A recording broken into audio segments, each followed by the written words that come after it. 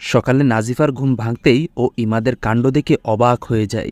চোখ কসলাতে থাকে, বারবার নিজের হাতে চিমটি দিয়ে দেখতে লাগলো এটা কি স্বপ্ন নাকি বাস্তব। আমি কিছু ভুল দেখছি না তো? ইমাদ সাহেব নামাজ পড়ছেন, এটা কিভাবে সম্ভব? আমার তো মাথা ঘুরছে। আল্লাহ রাব্বুল আলামিন কি তাকে কবুল করে নিয়েছে? ইমাদ নামাজ পড়ে মোনাজাত শেষে পেছনে তাকাতেই নাজিফাকে দেখে মাথা থেকে টুপিটা খুলে ফেলল। আমতা আমতা করে নাজিফাকে বলল, এভাবে তাকিয়ে থাকার কি হলো? মানে আপনি নামাজ পড়ছেন? তা একথা বলতে গিয়ে এত আমতা আমতা করার কি হলো? আপনি সত্যিই নামাজ পড়ছেন? ইমাদ চেঁচিয়ে চেঁচিয়ে, জানেন তো এই জন্য আমি বাসায় নামাজ পড়তে চাইনি, জানতাম আপনি এমন করবেন। মসজিদে যাওয়ার জন্য যেই রওনা দিলাম অমনেই বাইরে ঝড় বৃষ্টি শুরু হলো, চাই যেতে পারলাম না। এই বলে ইমাদ হাতের জায়নামাজটা গুছাতে লাগলো। নাজিফা ছেলেটির দিকে চেয়ে রইল। অদ্ভুত মায়াবী চেহারা, বাদামি রঙের চোখ, গোলাপি ওষ্ঠদয়, কুচকুচে কালো ভ্রু, আর তার উপরে পরনের নীল কালার পাঞ্জাবি আর মাথায় সাদা টুপি। সত্যি এ তো সেই মানুষ যে আমার রাত জাগার কবিতা ছিল, যে আমার গল্পের নায়ক ছিল। আজ পবিত্র কোরআনের সেই সুমধুর প্রশান্তি আয়াতটার কথা খুব মনে পড়ছে। ইন্নাল্লাহ মাস-সাবিরিন, নিশ্চয়ই আল্লাহ ধৈর্যশীলদের সাথে আছেন। Verily Allah is with those who are patient. Quran verse 2 153। Nazifa উপরের দিকে দুহাত তুলে শুকরিয়া আদায় করল আল্লাহ রাব্বুল আলামিনের কাছে। ইমাদ তখন ভুরুকুসকে বলল, তা ম্যাডাম দুহাত উপরের দিকে তুলে কি করছেন? আজকে কি আপনি নামাজ পড়বেন না? হ্যাঁ, আমি পড়ব তো। ইমাদ জায়নামাজটা রেখে নাজিফাকে অজুর পানি এনে দেয়। নাজিফা তখন একটু মলিন মাখা মুখ নিয়ে, তা এভাবে আর কয়দিন আমাকে পানি এনে দিবেন? আপনি যতদিন চাইবেন। আমি যদি বলি সারা জীবনের জন্য? ইমাদ কি ভেবে হেসে বলল, তার মানে আপনি সারা জীবন এভাবে পঙ্গু হয়ে থাকবেন? হা হা। এই বলে ইমাদ ঘর থেকে বাহিরে চলে যায়। নাজিফা ভাবল ছেলেটি বুঝল না তার কথার ভাবার্থ, এসবে হাসি ঠাট্টার মাঝে কথাটা উড়িয়ে দিল। ইমাদ ঘর থেকে বের হয়ে পিচ ঢালা পথে নীল আকাশকে বন্ধু করে হাঁটতে থাকে। আকাশের দিকে তাকিয়ে হেসে হেসে আল্লাহকে বলতে থাকে, অভিমান করে তোমায় ভুলে থাকতে গিয়েছিলাম আল্লাহ, কিন্তু এমন একটা মানুষকে জীবনে পাঠালে যে কিনা আমাকে আবার তোমার কাছে ফিরিয়ে দিল, আমাকে বুঝিয়ে দিল তুমি তোমার বান্দাদের প্রতি পরীক্ষা করো কেবল, আর সেই মানুষটাকেই আবার তুমি আমার জীবন থেকে নিয়ে যাবে। আর এতই যদি সারা জীবন আমাকে পাশে চান তাহলে সুস্থ হয়ে কেন বলেন চলে যাবেন? কেন ও একবারও বললেন না, দেখুন আমি কিন্তু আপনার স্ত্রী, আপনাকে আমি ছেড়ে যাব না। ইগো দেখান আমার সাথে, তাই না? চলে যাক, তাতে আমার কি, যত সব। আমিও ইগো দেখাবো এবার থেকে। এই যে আঙ্কেল, ফুল নেবেন? কে?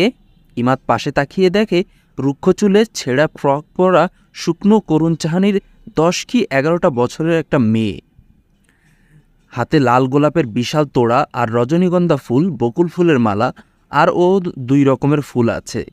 ইমাদ একটু গম্ভীর হয়ে, না লাগবে না আমার। কি রাগ করেছেন কারোর সাথে? ইমাদ চুপ করে একটি গাছের নিচে বসল। মেয়েটি ইমাদের পাশে বসে বলতে লাগলো, নেন না আঙ্কেল, 2 পয়সা দেন না, সব থেকে কম দামে নিব। নিয়ে কি করব বল মা, কাকে দিব? নেওয়ার যে কেউ নেই, আর তাছাড়া এত ফুল দিয়ে আমি কি করব? তুই বরং ফুলগুলো রেখে দে, আর এই নে 500 টাকাটা রাখ। মেয়েটি একটু হেসে, বুঝছি আন্টির সাথে ঝগড়া হয়েছে তাই না? এত পাকা বুড়ি কেন তুই? জানেন আঙ্কেল, আমার আম্মু যখন আব্বুর সাথে রাগ করতো, আব্বু তখন একটি গোলাপ আম্মুকে দিতেই আম্মু মুস্কি হাসি দিয়ে সব অভিমান দূরে ঠেলে দিত। কিন্তু আব্বু মারা যাওয়ার পর আমার আম্মু কোমায় চলে গেছে, আর আমি এতিম হয়ে গেছি। নিজের পেট চালাতে এই ফুল বিক্রি করি। আঙ্কেল, ফুল পবিত্র, এটা যে কারো মন ভালো করে দেয়। আপনি বরং এই সবগুলো ফুল আন্টিকে দিয়েন, দেখবেন আন্টির মন ভালো হয়ে যাবে। মেয়েটি ফুলগুলোকে ইমাদের পাশে রেখে 500 টাকা নিয়ে খুশিতে পিচ ঢালা পথের সাথে মিলে গেল। ইমাদ কেন জানি মেয়েটির আবদারটা আর ফেরাতে পারল না। আল্লাহ তো আমার মেয়েগুলোকে ওর মতো করল না। আমাকে তিনি কত ভালোবাসেন, অথচ আমি ওনার উপর অভিমান করেছিলাম। ইমাদ অনুতপ্ত হয়ে পাশে তাকাতেই ফুলগুলো দেখে মেয়েটির শেষ কথাটি মনে পড়ল, আঙ্কেল, ফুল পবিত্র, তার মানে এটি পবিত্র কোনো মানুষকেই দেওয়া উচিত। ইমাদ ফুলগুলো হাতে নিয়ে বাড়িতে গেল। রুমে ঢোকার আগে দরজার সামনে দাঁড়িয়ে ইমাদ 100 বার ভাবল, ভিতরে কি এই ফুল নিয়ে যাব? না থাক, ফুলগুলো বাইরেই রেখে আসি। না, কেন রাখবো? আমি কি ওনার জন্য কিনেছি? আর এটা তাছাড়া আমার ঘর, আমি যেটা ইচ্ছে নিয়ে যেতে ঘরে ঢুকতেই পারি। ইমাদ একটা ভাব নিয়ে ঘরে ঢুকতেই দেখে নাজিফা বিছানায় ঝাড়ছে। ইমাদ ধমক দিয়ে, এ কি, আপনার মাথা খারাপ হয়ে গেছে?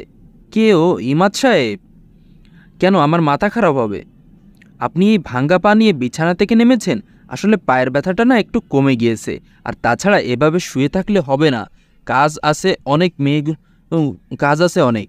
মেয়েগুলোকে স্কুলে পাঠানো, ওদের জন্য নাস্তা তৈরি করা, এগুলো তো প্রতিদিন আপনি করে দিবেন না। ইমাদ গোমরা মুখ করে, যা খুশি তাই করুন আপনি। তাই তো করব। এনিওয়ে, আপনার হাতে ওগুলো কি? এলে বাবালে, আপনি কি ছোট মানুষ খুকি এগুলোর নাম জানেন না?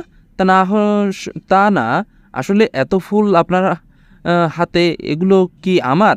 ইমাদ একটু হেসে, কি হলো, চুপ হয়ে গেছেন কেন? যেটা বলতে গিয়েছেন সেটা বলুন না। মানে আসলে এত ফুল আপনার হাতে, এগুলো কি আমার কাছে বিক্রি করতে আনছেন? ইমাদ চেঁচিয়ে বলল, কি? আমি ফুল বিক্রি করব আপনার কাছে? তা নয় তো কি, এত ফুল পাগলে তো আনে না। যারা আনে তাদের এক কথায় ফুল বিক্রেতা বলে। এই কি আপনার চাকরি চলে গেছে নাকি? কেন? না মানে ফুল বিক্রির পাল্লায় নেমেছেন যে? ইমাদ নাজিফার কাছে এসে আঙ্গুল তুলে বলে, আপনি না কখনো আমাকে বুঝবেন না, কখনোই না। এই বলে ইমাদ অন্যদিকে ফিরে দাঁড়াতেই রইলে নাজিফা শান্তকণ্ঠে বলে, এত বুঝে কি হবে যদি সেই মানুষটা ইগোর জন্য নিজের মনের কথা বলতে না পারে? ইমাদ তেড়ে এসে নাজিফার হাত ধরে, আপনি বুঝি ইগো দেখাচ্ছেন না? আর কিসের মনের কথা বলবো আপনাকে? লিসেন, কিছু বলার নেই আপনাকে। আপনি চলে গেলে আমি বরং খুশিই হব। ইমাদ হাতের সবগুলো ফুল নিচে ফেলে দিল। রেগে চলে যেতে চাইলে নাজিফা অন্যমনস্ক হয়ে ইমাদকে বলল, আজ দুপুরে মা আসবে আমায় নিয়ে যেতে। ইমাদ কথাটির গুরুত্ব না দিয়ে চলে গেল। নাজিফা মুখে হাসি ফুটিয়ে মেঝে থেকে সবগুলো ফুলের তোড়া উঠিয়ে ঠুনকো এসে বলল, আপনার মনের কথাগুলো যদি আমি এত তাড়াতাড়ি বুঝি, তাহলে যে আপনাকে আমি ইগো থেকে বের করতে পারবো না, আর আপনাকে চাপা স্বভাবের মানুষ থেকেও আমি যে মুক্ত করতে পারবো না, তাই না হয় অবুঝেই রয়ে গেলাম আপাতত। দুপুরবেলা ইমাদ চেম্বার থেকে বাড়ি ফিরতেই দেখে নাজিফার মা এসেছে। ওনাকে দেখে ইমাদের কপালে ভাঁজ পড়ে গেল। তার মানে সকালে নাজিফা যেটা বলেছে সেটা সত্যি। নিজের ভালো তো পাগলও বুঝে, অথচ এই মেয়েটি নিজের ভালো বুঝে না। ইমাদকে দরজার সামনে দেখে সালেহা বলল, আরে ইমাদ, এসেছিস তুই? এই দেখ কে এসেছে। নাজিফার মা তখন বলল, বাবা কেমন আছো? জি আলহামদুলিল্লাহ ভালো। আপনি কেমন আছেন? সালেহা ইমাদের এরূপ আচরণ দেখে আশ্চর্য হলেন। তার মানে নাজিফা যে বলল ইমাদ কিছুটা স্বাভাবিক হয়ে গেছে, সেটা সত্যি। জি বাবা, আমিও ভালো আছি। ইমাদ মুখটাকে ম্লান করে সালেহাকে জিজ্ঞাসা করলো, মা নাজিফা কোথায়? সালেহা হেসে বলল, আমার রুমে গেছে। কেন? কেন আবার? ওর লাগেজ গুছোতে। এই বলে সালেহা নাজিফার মায়ের দিকে তাকিয়ে একটু হাসে। বেআইন তো ওকে নিয়ে যেতে এসেছে, তাই মেয়েটি জামাকাপড় নিজের সব কিছু গুছিয়ে নিচ্ছে। ইমাদ প্রখর নয়নে সালেহার দিকে চেয়ে, মা তুমি কি পাগল হয়ে গেছো? এই তোমার কি জ্বর হয়েছে? তুমি এই সালেহা ইমাদের মুখ চেপে ধরে, অতপর আস্তে বলল, কি হচ্ছে এসব? ওনার সামনে কি তুই এভাবে আচরণ করবি? ইমাদ মুখ থেকে সালেহার হাত সরিয়ে, হ্যাঁ 100 বার করব। যা তো এখান থেকে। উনি কি আর জোর করে নাজিফাকে নিয়ে যাচ্ছে? নাজিফা নিজেও যেতে যাচ্ছে। কি? দাঁড়াও। ইমাদ সোজা সালেহার রুমে চলে গেল। গিয়ে দেখে নাজিফা লাগেজে জামা কাপড় ঢুকাচ্ছে। ইমাদ কোনো কথা না বলে ওর হাতটা গিয়ে প্রচণ্ড জোরে উগ্র মেজাজে বলে, সমস্যাটা কি আপনার? আমার আবার কি সমস্যা? হাতটা ছাড়ুন, ব্যথা পাচ্ছি খুব। পান, আপনার ব্যথা পাওয়াই উচিত। আপনি সকালে যেটা বলেছেন তা সত্যি। তা নয় তো কি, আমি আপনার সাথে মিথ্যে বলেছি নাকি? এই আপনার মায়ের হলোটা কি? আমি তো কিছুই বুঝতে পারছি না। কিছুদিন আগেও তো এই মহিলাটির উপর আপনার অনেক রাগ ছিল। ওনাকে আপনি মহিলা বলছেন কেন? উনি তো আপনার গুরুজন। যে আপনাকে এত কষ্ট দিল, সে আর যাই হোক, তাকে আমি সম্মান করতে পারবো না। বাবা, তা আমাকে কেউ কষ্ট দিলে তাতে আপনার কি? আমার কি আর হবে? আপনাকে কষ্ট দিলে আমার কি? আবার ইগো দেখাচ্ছেন। নাজিফা কিছু বিরক্ত হয়ে কথাটা বলল। দেখি, আমার হাতটা ছাড়ুন, আমাকে যেতে হবে। না ছাড়বো না। কি করবেন আপনি না ছাড়লে? আপনি কিন্তু বাড়াবাড়ি করছেন। আর তাছাড়া আমার হাত ধরার অধিকার আপনাকে কে দিয়েছে? আপনি আমার বিয়ে করা বউ, অতএব আপনার হাতটা আমি 100 বার ধরার অধিকার রাখি। তাহলে আপনি বলেছেন আপনার বিয়ে করা বউ? ইমাদ একটু শান্ত হয়ে, তা নয় তো কি, যেহেতু মায়ের জোরে বিয়ে করেছি সেহেতু বউ আপনি আমার। ও, তার মানে আপনি আমাকে বউ হিসেবে মানছেন, তাই তো? মানছেন না, তাই তো? মানে আমি তো আপনাকে বিয়ের রাতেই বলে দিয়েছিলাম আমি আপনাকে কখনোই স্ত্রীর অধিকার দিতে পারবো না। নাজিফা জোরে হাতটা ছাড়িয়ে, তাহলে আমাকে যেতে দিচ্ছেন না কেন? আমি আপনার কিছু লাগি না, বরং আমি চলে গেলে আপনি অনেক বেশি খুশি হবেন। নাজিফা লাগেজ নিয়ে নিচে চলে আসলো। সালেহার তা দেখে মুখটা শুকিয়ে গেল। তার মানে ইমাদ এখনও নাজিফাকে নিজের মনের কথা বলতে পারল না। কিন্তু এখন যদি নাজিফার মা ওকে নিয়ে চলে যায় তাহলে তো... এই বলে সালেহা ভয়ে গামতে লাগলো। আমি কি নাজিফার কথায় এই নাটকটা করে ভুল করলাম? ইমাদ যদি ওকে না আটকায় তাহলে... নাজিফা সালেহার সামনে এসে, মা ভালো থাকবেন, আমি চলে যাচ্ছি, নিজের শরীরের যত্ন নেবেন। সালেহা আস্তে আস্তে বলল, তুমি সত্যিই চলে যাচ্ছ? দেখ না মা কি হয়। কী রে নাজিফা, শাশুড়ির সাথে কি বিড়বিড় করে বলছিস? চল। হ্যাঁ মা। ইমাদ উপর থেকে দাঁড়িয়ে সব দেখছে। মানে কি উনি সত্যিই চলে যাচ্ছে? উনি আমাকে ছেড়ে সত্যিই চলে যাচ্ছে? নাজিফা আর চোখে উপরের দিকে বারবার তাকাতে লাগলো। কি ব্যাপার, উনি কি আমাকে বাধা দিবেন না? মাকে প্রশ্রয় দিয়েছি যে কারণে সেই প্ল্যানটা কি আমার সফল হবে না? এমন সময় হঠাৎ ইমাদ উপর থেকে নাজিফাকে বলল, দাঁড়াও। নাজিফা আনন্দ চোখে ইমাদের দিকে চেয়ে রইল। ইমাদ নিচে নেমে এসে নাজিফাকে বলল, কোথায় যাচ্ছ তুমি? আপনি বুঝি জানেন না? ইমাদ নাজিফার হাত ধরে, তুমি আমার স্ত্রী, অতএব তোমাকে আমার কাছ থেকে কেউ কেড়ে নিয়ে যাওয়ার অধিকার রাখে না।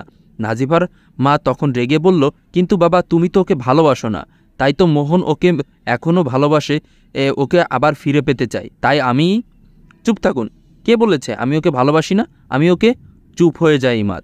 নাজিফা করুণ চাহনিতে ওর দিকে তাকিয়ে বলতে লাগলো, কি হলো, চুপ হয়ে গেছেন কেন? প্লিজ কথা বলুন, প্লিজ বলুন। কি কিছু না? নাজিফার মায়ের দিকে ইমাদ আঙ্গুল তুলিয়ে, লজ্জা লাগে না আপনার এই চিন্তাভাবনা করতে? আপনি আমার ওয়াইফকে বাইরের একটি লোকের হাতে তুলে দিবেন? কে মোহন? মোহনের সাথে নাজিফার কোনো সম্পর্ক নেই। মোহন ছিল নাজিফার অতীত, আর আমি নাজিফার বর্তমান। নাজিফার দিকে চেয়ে কথাটা বললাম। আর আপনি আপনার মাকে প্রশ্রয় দিচ্ছেন? উনি আপনার মা দেখে আর কিছুই বললাম না। মা ওনাকে দুপুরের খাবার খেয়ে চলে যেতে বলবেন। এই বলে নাজিফা ইমাদকে নিয়ে উপরে চলে যায়।